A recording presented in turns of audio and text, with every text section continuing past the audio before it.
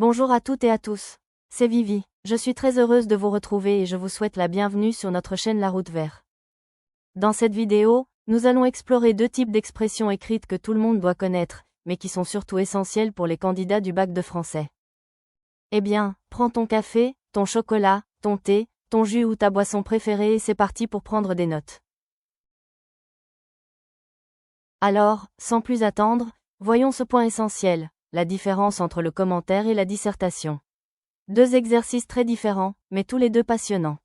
Et surtout, deux exercices que tu dois bien comprendre pour pouvoir faire le bon choix le jour de l'épreuve écrite du bac de français.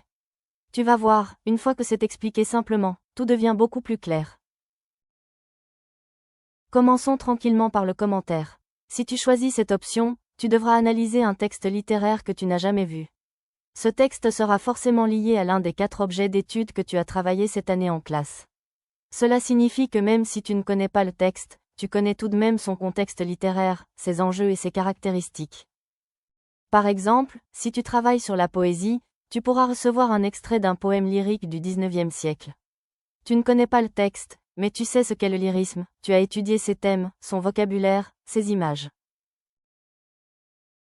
Le commentaire, c'est un peu comme ouvrir une boîte à trésors. Chaque mot, chaque phrase peut dévoiler quelque chose d'important sur le sens, les émotions, ou les choix d'écriture de l'auteur.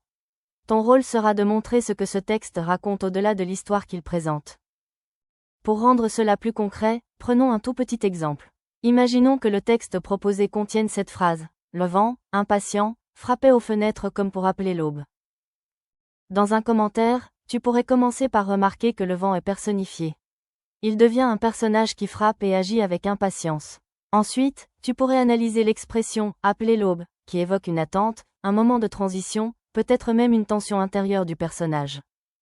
En quelques lignes seulement, tu vois comment une simple phrase peut ouvrir plusieurs pistes d'analyse.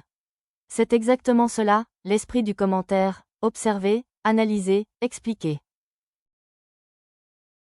D'ailleurs, petite question pour toi. Aimes-tu observer, remarquer les détails, comprendre comment un auteur construit une atmosphère ou un personnage? Est-ce que tu as déjà lu quelque chose et pensé « Ah, ce mot n'est pas là par hasard ». Si oui, tu es probablement fait pour le commentaire. Passons maintenant à la dissertation. Si tu l'as choisi, tu ne travailleras pas sur un texte inconnu. Ici, tu devras répondre à une question littéraire en t'appuyant sur tes connaissances et tes lectures. Et surtout, le sujet de dissertation porte toujours sur l'une des œuvres intégrales étudiées en classe, ainsi que sur son parcours associé. La dissertation ressemble un peu à la construction d'une maison d'idées. Tu poses les fondations, tu organises chaque partie, tu bâtis une réflexion solide, et tu illustres tes arguments grâce à des exemples précis tirés des œuvres. Prenons un mini-exemple pour que ce soit plus clair. Imaginons que tu aies étudié les fleurs du mal de Baudelaire et que le sujet soit, selon vous, la poésie permet-elle vraiment de transformer le réel? Dans une dissertation, tu pourrais d'abord clarifier ce que signifie « transformer le réel », puis montrer, dans une première partie, que la poésie permet d'offrir une autre vision du monde grâce aux images et aux métaphores, en t'appuyant sur un poème étudié. Ensuite, tu pourrais nuancer dans une deuxième partie en expliquant que certains poètes utilisent la poésie pour dénoncer ou montrer la dureté du réel, sans forcément le transformer. Enfin, dans une troisième partie, tu pourrais conclure que la poésie est capable de transformer le réel, mais que cela dépend de l'intention du poète et de la sensibilité de chaque lecteur. Tu le vois, en quelques phrases, tu as déjà un schéma clair pour organiser ta pensée. Alors, nouvelle question pour toi. Aimes-tu réfléchir, construire une argumentation, faire dialoguer tes idées et tes lectures? As-tu une bonne mémoire des œuvres étudiées cette année? Si oui, la dissertation pourrait devenir ton meilleur choix. Mais, fais attention, même si 3 sujets de dissertation sont proposés, un seul te concerne, car ton professeur a étudié uniquement une œuvre intégrale pendant l'année, et c'est celle-ci que tu dois utiliser pour répondre. Tu te demandes peut-être comment choisir entre les deux exercices. Il n'existe pas de réponse universelle. Il existe seulement la réponse qui te correspond. Que préfères-tu, analyser un texte nouveau, ou t'appuyer sur une œuvre que tu as travaillée en profondeur?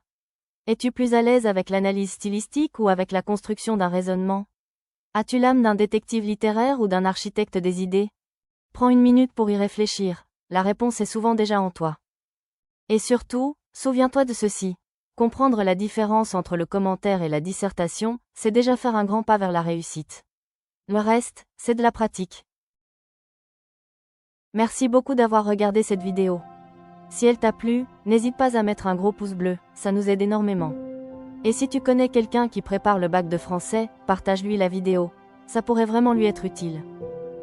Pour ne rien rater de la suite, active la cloche et abonne-toi à la chaîne. Et bien sûr, rejoins-nous sur les réseaux sociaux. À très bientôt pour un nouveau voyage littéraire.